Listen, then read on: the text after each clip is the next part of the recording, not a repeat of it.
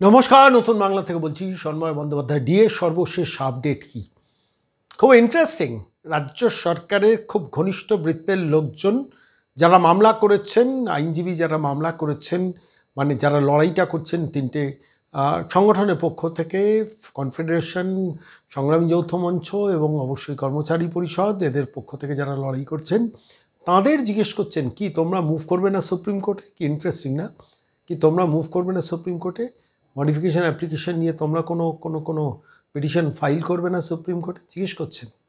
অর্থাৎ সরকার তরফ থেকে উদ্গ্রীব, সরকার উদ্গ্রীব, নবান্ন উদ্গ্রীব যে মডিফিকেশন অ্যাপ্লিকেশনের নাম করে যে ভাঁওতাবাজিটা সরকার প্রশাসন নবান্ন থেকে করা হয়েছে সেটাকে কাউন্টার করার জন্য কোনো প্রসিডিংসে যাবে কি না প্রতিপক্ষের আইনজীবীরা বা প্রতিপক্ষ কর্মচারী সংগঠন। আমি তো আপনাদের আগেই বলেছি যে ইতিমধ্যে দুটি সংগঠন, বিশেষ করে কনফেডারেশন এবং সংগ্রামী যৌথ মঞ্চ, তারা ইতিমধ্যেই প্রায় সিদ্ধান্ত নিয়ে ফেলেছেন যে কিছুতেই কনফেডারেশন যেমন সিদ্ধান্ত নিয়ে রেখেছেন যে আমরা সরাসরি আগ বাড়িয়ে কোনো আবেদন করতে যাব না, দেখব যে তারা কি করছেন, তারপর আমরা যা মুভ করার করব।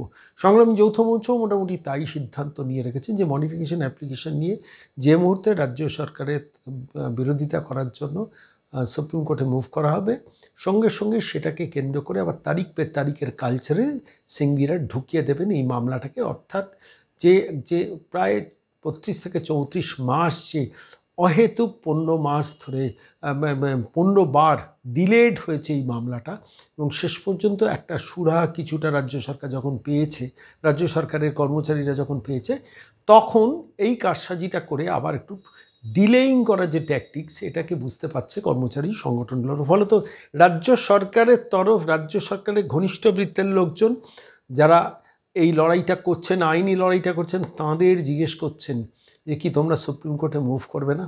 এখানেই লুকিয়ে রয়েছে সব কিছু উত্তর।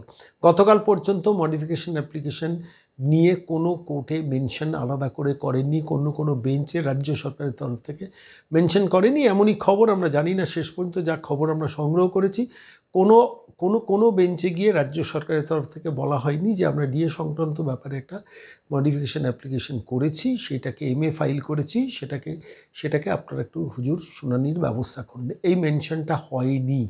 অর্থাৎ সরকারের তরফ থেকে এটা স্পষ্ট অপেক্ষা করা হচ্ছে যে তাদের পাতা ফাঁদে কোনোভাবে প্রতিপক্ষ সংগঠনগুলো পা দেয় কি না।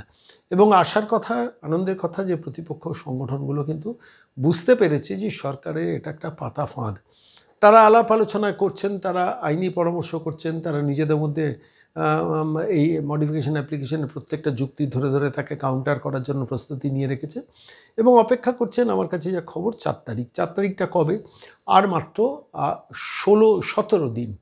তো 17 দিনের মাথায় 4 আগস্ট হিসেব মতো ওঠার কথা, top of the list DA মামলা। ফলত এই 17 দিনের মধ্যে ওয়ার্কিং ডেজ আছে 13 দিন প্র্যাকটিক্যালি আজকে, এবং তারপর 5 দিন 10 দিন করে এই করে আলটিমেটলি মানে সব মিলিয়ে 17 দিনের মধ্যে 4 দিন ছুটি দিলে 13 দিন ওয়ার্কিং ডেজ। ফলত এই 13 দিনের মধ্যে সমস্ত মামলাটা উঠবে এটার কথা নয়, প্র্যাকটিক্যালি 11 দিন। এই 11 দিনের মধ্যে কোনো জায়গায় মেনশন হবে বলে অন্তত আইনজীবীরা মনে করছেন না। কি কনফেডারেশনে, কি সংগ্রামী যৌথ মঞ্চের কর্মচারী পরিষদের আইনজীবীর সঙ্গে আমার কথা হয়নি। আমি এইটুকু লেটেস্ট আপডেট আপনাদের কাছে দিলাম। অর্থাৎ 4 তারিখের দিকেই তাহলে সবাই তাকিয়ে আছেন, যদি না এর মধ্যে রাজ্য সরকার আগবাড়ি গিয়ে আচমকা কোনো বেঞ্চে গিয়ে মেনশন করে বলেন আমাদেরটা শুনানি করা হোক। কিন্তু যা গতি প্রকৃতি, ইতিমধ্যে 4 দিন হয়ে গেছে আপনারা জানেন, সোম মঙ্গল বুধ বৃহস্পতি, প্র্যাকটিক্যালি 96 ঘন্টা অতিক্রান্ত হয়ে গেছে। ফলত এখন রাজ্য সরকার এই মেনশন করেও খুব যে কিছু ফল পাবে আমার মনে হয় না। শেষ পর্যন্ত পুরো ব্যাপারটাই আমার নিজের ধারণা, এবং আমি আইনজীবীদের সঙ্গে কথা বলেও অনেকটা নিশ্চিত হয়েছি রাজ্য সরকার ওই 4 তারিখের দিকে তাকিয়ে থাকবে। আর 4 তারিখটা যাতে কোনোভাবে পিছনো যায় সেই চেষ্টার জন্য সিংবিরা ঝাঁপাবেন। এর মধ্যে ইতিমধ্যে রাজ্য সরকারের আমার আপনার দেওয়া ট্যাক্সের টাকায় আরও লক্ষ লক্ষ টাকা গলে যাবে। এই হচ্ছে লেটেস্ট আপডেট। গতকাল পর্যন্ত নতুন করে আর কোনো খবর নেই। আমি এইটুকু বলে আমি আজকে 2জন বয়স্ক মানুষের কথা শোনাবো। আমি বারবার আপনাদের কাছে বলেছি, আপনারা যারা বিশেষ করে অবসরপ্রাপ্ত কর্মচারী, তাদের দীর্ঘশ্বাসটা যেন নবান্নের প্রতি অভিশাপে পরিণত হয়, অভিশাপে যেন এই সরকারের পতন হয়, সেটা মনে প্রাণে আমি চাই, আমরা চাই, আপনারা চান, সবাই চান। কিন্তু জাল জুচ্চুরি করে একটা প্রতারক সরকার যদি ক্ষমতায় বসে থাকে, যা হয় এই পশ্চিমবঙ্গে তাই হচ্ছে। যাই হোক, আমি একজন বৃদ্ধর কথা আপনাদের কাছে শোনাবো। খুব বয়স্ক মানুষ, বহুকাল আগে রিটায়ার করেছেন। বলছেন, শোনবাবু, ডিএটা কি পাবো না? তার জীবন যন্ত্রণার ছোট্ট একটু বক্তব্যটা আমি আপনাদের প্রথমে শোনাব। নমস্কার, বলুন। নমস্কার। হ্যাঁ, বলছি স্যার, আমি 2009 সালে রিটায়ার করেছি। এখন আমার বয়স হচ্ছে 76। তা ব্যাপার হচ্ছে দিন রাত এই খবর শুনছি, সবকিছু শুনছি। তা বলছি আমি 2009 রিটায়ার করেছি। হ্যাঁ, 2009 ফেব্রুয়ারিতে রিটায়ার করেছি। তা আমি কি এই যে ডিএ যে আপডেটটা, তা আমি কি স্যার ডিএটা পেতে পারি? কারণ আমার এখন পরিস্থিতি খুব, স্ত্রীও অসুস্থ, তারও প্রতি সপ্তাহে প্রায় 1,500 টাকার ওষুধ লাগে। যা পেনশন ভাতা পাই, মানে পেনশনটা যা পাই তা তার ঠিক চলছে না। দিন রাত মায়ের কাছে শুধু প্রার্থনা করছি, মা ডিএটা কি পাবো? এই এই শুধু চিন্তা ভাবনা করছি, বললেন। তাই নিজের চোখ দুটো ছানি পড়ে গেছে, ঝাপসা দেখি। একটা বাস আসলে উঠতে গেলে কাছে না আসে, বাসের নাম্বার টের পায়, কানেও কম শুনছি, দাঁতের যন্ত্রণা। এই অবস্থায় একটু রাখি স্যার, ডিএটা কি পাবো, পেতে পারি? এটাই তো আমাদের তো জানার ইচ্ছা স্যার, যদি কাইন্ডলি একটু বলেন। ঈশ্বরের কাছে প্রার্থনা করুন, আর সুপ্রিম কোর্টের দিকে আমরাও নজর রাখছি, আপনিও নজর রাখবেন। আর ওইদিন তো কোর্ট খুলছে স্যার। হ্যাঁ, তবে একটুখানি এক মিনিট স্যার, একটা কথা বলছি। যতদূর খবর প্রতিনিয়ত আপনার খবর তো করছে, আমি মানে খবর শুনি 3 বছর থেকে, আজকে নয়। আপনি যেভাবে মানে সরকার দ্বারা যেভাবে অত্যাচার যা হয়েছে সে সব জানি, সব শুনেছি স্যার আপনার কাহিনী। হ্যাঁ, আপনি যেভাবে মানে প্রতিবাদ বা যেভাবে করেছেন সরকার, তবে একটা জিনিস বুঝেছি সারমর্ম, এই সরকারের নীতিটা হচ্ছে কি, যে ডিএ দেবো না, ডিএ দিতে গেলে তোলাবাজি হবে না, বুঝলেন? হ্যাঁ, এইটাই অ্যাকাউন্টে টাকা চলে যায়, যাদের নামাঘাট সমস্ত 1000 কোটি টাকা দিয়ে হলো পূজা, দুর্গা পূজায়, অথচ এখন তার দিয়ে দিতে হলে টাকা ধার করতে হবে। মেলাঘাট উৎসব, এই যে 21শে জুলাই বাস ভর্তি করে সে টাকাটা কোথেকে আসছে স্যার বলুন তো দেখিনি? কিসের টাকা? আমাদের ট্যাক্সের টাকা নিয়ে। আর আরেকটা জিনিস রিকোয়েস্ট করে, যদি প্রতিবেদনে অর্ডার করে জনস্বার্থ মামলা করে যে আজ পর্যন্ত প্রতিটা কেসে কত কোটি টাকা তিনি খরচা করেছেন সরকার, এই এটা শ্বেতপত্র প্রকাশ করার জন্য একটা ব্যবস্থা করুন তো দেখিনি। এইটা দিয়ে কোর্টকে দিয়ে আপনি এই যে বারবার করে মানে যে কোর্টে হারছেন, আর জন্য কোটি কোটি টাকা খরচা, কত টাকা কোটি টাকা আজ পর্যন্ত খরচা, তার একটা হিসাব দিন। এই জিনিসটা আদালতের তরফ থেকে জানার চেষ্টা করা যায়, করুন তো দেখিনি, বের করা যায় কিনা কোনোভাবে। অনেক ধন্যবাদ, সঙ্গে থাকুন, আমরা যা আপডেট হবে আপনার কাছে দিতে থাকবো। আপনাদের মতো মানুষের জন্য আমরা দিতে থাকবো নিয়ম করে। ঠিক আছে স্যার। এরকম প্রচুর মানুষের ফোন আমাদের দফতরে আসে। হুগলি থেকে একজন বৃদ্ধা ফোন করেছিলেন। তিনি দীর্ঘদিন ধরে একটি কলেজে, পরবর্তীকালে স্কুলে গ্রুপ সি কর্মচারী ছিলেন। ভদ্রমহিলা খুব অসুস্থ, আর তারপর হেলথের বিল দিচ্ছেন, সেই বিলগুলোকে কায়দা করে আটকে দেওয়া হচ্ছে, সরকার টাকা দেবে না। এই অভিজ্ঞতা আপনাদেরও থাকলে আমাদের দপ্তরে ফোন করে জানাবেন। একজন বৃদ্ধর কথা, আর্তনাদের কথা শোনালাম, এবার একজন বৃদ্ধার আর্তনাদের কথা আপনাদের শোনাবো। নমস্কার দিদি, আমি তন্ময় বন্দ্যোপাধ্যায় বলছি। হ্যাঁ, আমি মীরা চক্রবর্তী চন্দননগর থেকে বলছি। আমি হুগলি মহসিন কলেজে 25 বছর 2 মাস ক্লারিক্যাল পোস্টে চাকরি করেছি। তারপরে হুগলি ব্রাঞ্চ গভর্নমেন্ট স্কুলে হুগলিতে ইউডি পোস্টে 7 মাস চাকরি করে 2015-র 30শে নভেম্বর রিটায়ার্ড করেছি। আমার পেনশন থেকে চন্দননগর ট্রেজারি 500 টাকা করে কেটে নেয়। আমি একটা চোখের টাকা 14,000 থেকে একটু কম পেয়েছি।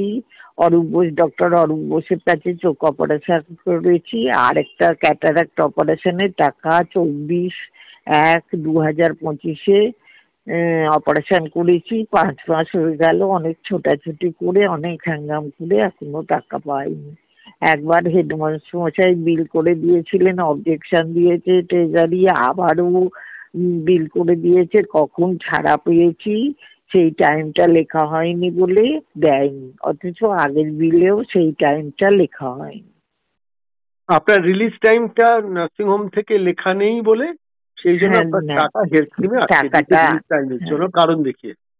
হ্যাঁ, তবে আমার বাড়ি থেকে এলে তো আমি ভয় পাই আসলে, এই একটা জিনিস। ভয় পাওয়ার কিচ্ছু নেই, আপনি আমাদের জানিয়েছেন, অবশ্যই এটা যেখানে যেখানে জানাবো, কিন্তু এটা অত্যন্ত অনভিপ্রেত। ঠিক আছে, আমি আমি নিশ্চয়ই এটা নিয়ে যেখানে যেখানে জানাবো। হ্যাঁ, আচ্ছা, হ্যাঁ, ঠিক। এই যখন পরিস্থিতি একদিকে, অন্যদিকে কর্মচারী সংগঠনগুলো কিন্তু কোমর বেঁধে নেমেছে। ইতিমধ্যে কর্মচারী সংগঠনগুলোর প্র্যাকটিক্যালি দাঁত নখ ভেঙে দিয়েছেন মমতা বন্দ্যোপাধ্যায়। তারই মধ্যে যে দু একটি সংগঠন এখনও তীব্র লড়াই চালিয়ে রাখছেন, তার মধ্যে সংগ্রামী যৌথ মঞ্চ। তারা ইতিমধ্যে সামনের 28 তারিখ তারা নবান্ন অভিযানের সমস্ত রকম প্রস্তুতি নিচ্ছেন। গতকালও তারা নিজেদের মধ্যে আলাপ আলোচনায় সভা করেছেন। আমি সেই বিষয়ে বিশদে বলছি না।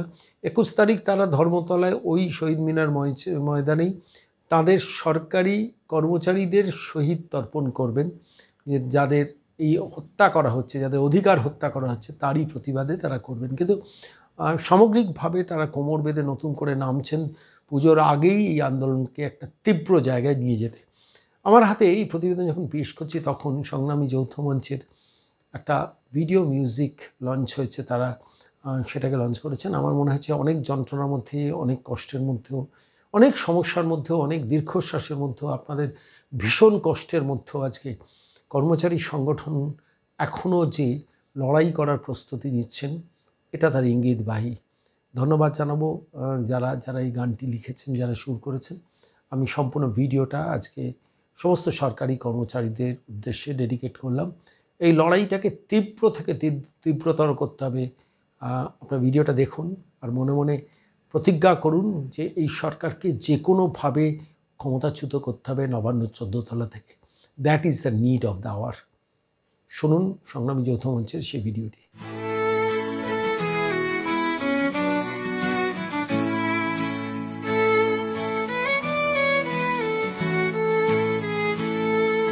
চারিদিকে আজ বাতাসে ভাসছে জনতার কলতান। ভাঙ রে শিকল ভাঙ, ভাঙ রে শিকল ভাঙ, ভাঙ ভাঙ ভাঙ ভাঙ ভাঙ। সমাজ জুড়ে জাকিয়ে বসেছে ঘোর অমানিসা। আর্ত পীড়িত শোষিতে আজ জীবন বিভীষিকা। অত্যাচারীর কেতন ধরে সজরে দাও টান। ভাঙ রে শিকল ভাঙ, ভাঙ রে শিকল ভাঙ, ভাঙ ভাঙ ভাঙ ভাঙ ভাঙ।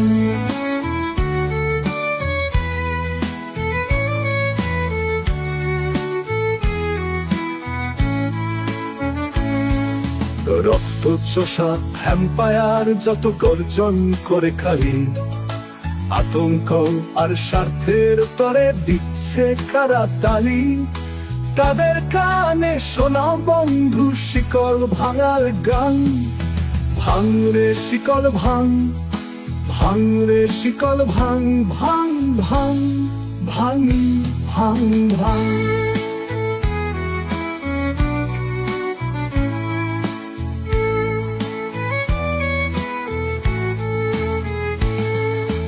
এই মাটিতে এই আকাশে থাকবে না আর শোষণ। প্রতিবাদের বজ্রধ্বনিতে জাগুক নব আন্দোলন। একসাথে সব কণ্ঠ মেলাও তোলো বিপ্লব স্মরণ। ভাঙ রে শিকল ভাঙ, ভাঙ রে শিকল ভাঙ, ভাঙ ভাঙ ভাঙ ভাঙ ভাঙ।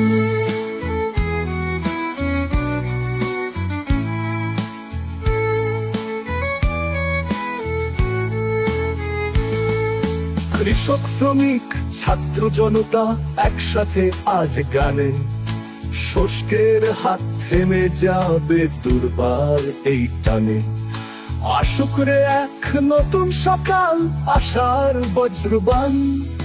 ভাঙ রে শিকল ভাঙ, ভাঙ রে শিকল ভাঙ ভাঙ ভাঙ ভাঙ ভাঙ ভাঙ